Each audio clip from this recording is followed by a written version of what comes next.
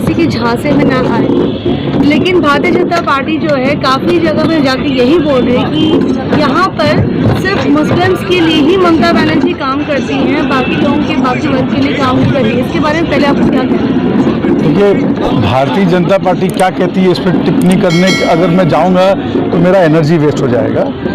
मैं खाली आपके माध्यम से उनको ये कहना चाहता हूँ कि पहले बंगाल का कोना कोना तो घूम लो, यहाँ का जिला सब इलाका घूम लो, तुम्हें पता चल जाएगा कि मुसलमान के साथ साथ बंगाल का बच्चा बच्चा हंस रहा है, जंगल महल हंस रहा है, हमारा दार्जिलिंग हंस रहा है। दार्जिलिंग में पहले किसी ज़माने में स्ट्राइक ही बच्चा बच्चा सुनता था, आज वहाँ इतने दिन हो गए कोई स्ट्राइक नहीं है। टूरिस्ट हो रही है, चाय की पैदावार हो रही है, इंडस्ट्री बैठ रही है, जंगल महल के भी लोगों को काम मिल रहा है।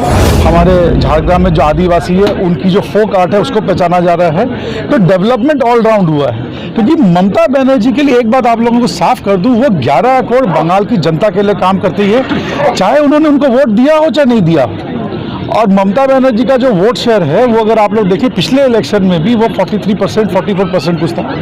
तो भारतीय जनता पार्टी हमेशा बोलती रहती कि मुसलमान 25% 27% कुछ एक आंकड़ा बनाना चाहती, तो कुछ तो हिंदुओं को लिए काम हुआ होगा, तभी तो इतने हिंदुओं ने भी वोट दिया उनको।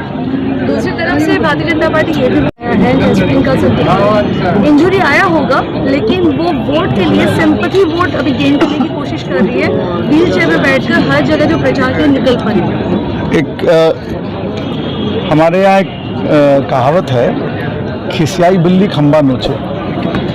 तो क्या है, अब जब उनको ये समझ में आ रहा है, आप लोग देख रहे हैं कि किस तरीके से वो अपने कैंडिडेट का लिस्ट दे रहे हैं।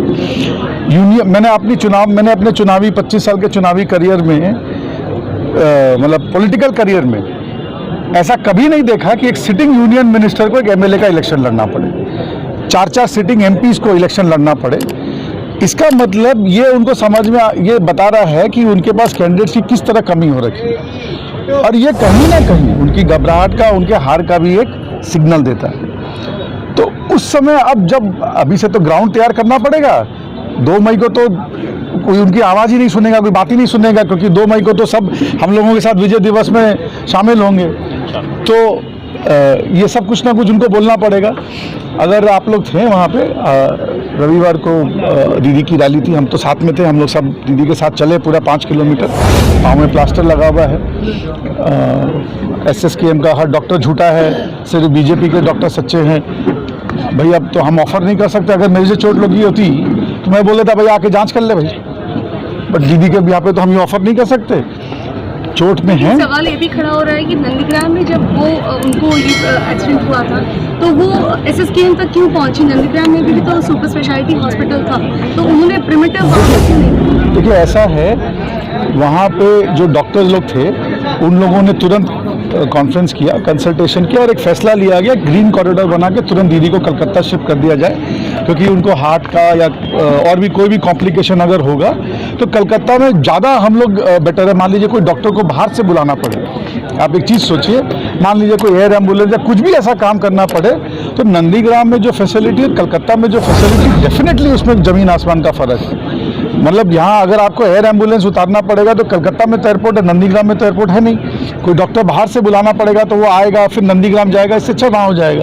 तो ये देखिए, ये मेडिकल एडवाइस पे किया गया, इस पर मुझे राजनीति नहीं लगती। ये हादसा होगा या फिर किसी की साजिश होगी जो नंदीग्राम में ममता बनर्जी के साथ?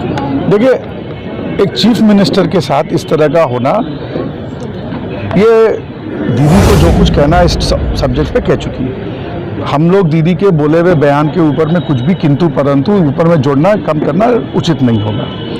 मैं खाली मगर आपके माध्यम से ये जरूर कहना चाहूँगा कि हमारे जितने भी तृणमूल के भाई बहन हैं, हमारे जितने भी कार्यकर्ता लीडर हैं, दीदी ने सबसे कहा है शांति बनाए रखने के लिए हम लोग जवाब 2 मई को देंगे।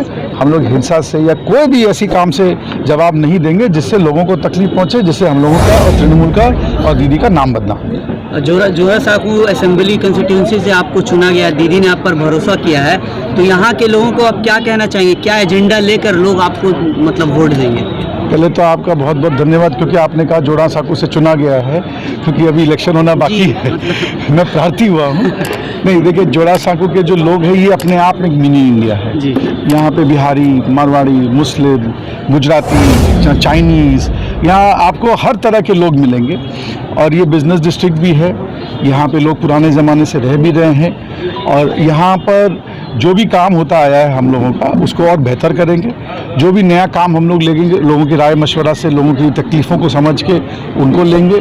10 साल से हमारी सरकार थी, आज भी दीदी की हैट्रिक की हम लोग प्रार्थना कर रहे हैं कि दीदी का हैट्रिक होगा और दीदी का विजन, दीदी का जो प्रोग्राम है उसको लेके हम लोग आगे बढ़ेंगे और उन्हीं के साथ जोड़ा साकों की बंगाल के बच्चों को हम लोग राहत पहुँचाएँगे और उनको एक उज्जवल भविष्य, एक सोनार बंगला का भविष्य पकड़ाएंगे। लेकिन सोनार बांग्ला बनाने का सपना तो भाजपा भी दिखा रही है एक तरफ। भैया कॉपीराइट अब हम लोग चाहें तो भी नहीं कर पाते। ओरिजिनल तो हमारा ही था, कॉपी कोई भी कर ले, क्योंकि ओरिजिनल आइडिया जब नहीं बचता तब आदमी कॉपी करने उतर ही जाता है। लोकसभा चुनाव में जो हमने देखा है कि एक 18 सीट से लीड ले चुका था बीजेपी, तो इस बार आप लोगों का क्या प्रयास है कि फिर से क्या वो कहानी, क्योंकि बीजेपी भी लगी पड़ी हुई है और यहाँ पर तृणमूल भी आगे बढ़ा हुआ है, तो क्या लगता है, क्या सीन है? देखिए, लोकसभा चुनाव 2019 में हुए थे। कई इश्यूज़, लोकसभा के इश्यूज़ अलग रहते हैं, लोकसभा का माहौल अलग था, लोकसभा में कई मैटर अलग थे, हमारे अंदर भी यहाँ कई चीज़ें थी और उस रिज़ल्ट ने हमारी भी आंखें खोली। हमको भी समझ में आया कि कहाँ क्या चीज़ें हैं और हम लोगों ने उस पर बहुत काम किया है। ऐसा नहीं है कि हम 2019 से हाथ पे हाथ धर के बैठे हुए हैं और मुझे लगता है कि जो आने वाला चुनाव है इसका रिज़ल्ट बहुत डिफरेंट होगा और आप लोगों को दिखेगा कि कोई आदमी काम करके वोट मांग रहा है और कुछ आदमी खाली वायदे करके वोट मांग रहा है। जनता समझदार है, काम देख के वोट देगी, न कि ना खाली वायदे देख के वोट देगी। और वायदे में भी ये तो पता चले कि वायदे में है क्या। लास्ट क्वेश्चन, शोभन भरसाकी बीजेपी से इस्तीफा दे चुके हैं, तो क्या उनका फिर से तृणमूल में वापसी होने का कोई चांस है या कुछ बातचीत हुई है? देखिए, मैं इस बात पर टिप्पणी इसलिए नहीं कर सकता क्योंकि जब तक शोभनदा खुद ये बोले कि मैं तृणमूल में आना चाहता हूँ, तब तक इस बात पे तृणमूल फैसला करेगी। एक ऑफर तो होना चाहिए उनकी तरफ से कि वहाँ पे मैं तृणमूल में वापस आना चाहता हूँ। शोभनदा देखिए बहुत सीनियर आदमी है, मेयर थे, सीनियर पॉलिटिशियन हैं, उन्होंने भी सेवा की अपने तरीके से, सही गलत जैसे भी हों, और मुझे लगता है कि वो अपना राजनीतिक भविष्य खुद तय करेंगे और उसके बाद जो उनको ठीक लगता है वो करेंगे। और जहाँ तक तृणमूल का सवाल है, मैं तृणमूल के बिहाफ पे सिर्फ इतना ही कह सकता हूँ कि जब तक कोई ऐसा हमारे पास मैसेज या प्रपोजल नहीं आए तब तक हम उस पर चर्चा भी कैसे करें। जोरासांको कॉन्स्टिट्यूएंसी से आपको क्या आशा है, कैसा लग रहा है कि क्या वोट का क्या कितनी उम्मीद है? काश आपने ये सवाल मुझसे थोड़ी देर पहले पूछा था जब ये पूरा घर भरा हुआ था, जवाब ये लोग देते आपको। देखिए, मैं जहाँ भी जा रहा हूँ मुझे बहुत प्यार मिल रहा है, उल्टा थोड़ी सी हल्की सी घबराहट भी होती है कि क्या मैं इस प्यार के काबिल हो पाऊँगा, क्या मैं इनकी उम्मीदों पे खरा उतर पाऊँगा, क्या मैं इन हर लोगों के जो दिल में आशाएं हैं, जो प्रेम है मेरे लिए, मैं उसको पूरा कर पाऊँगा।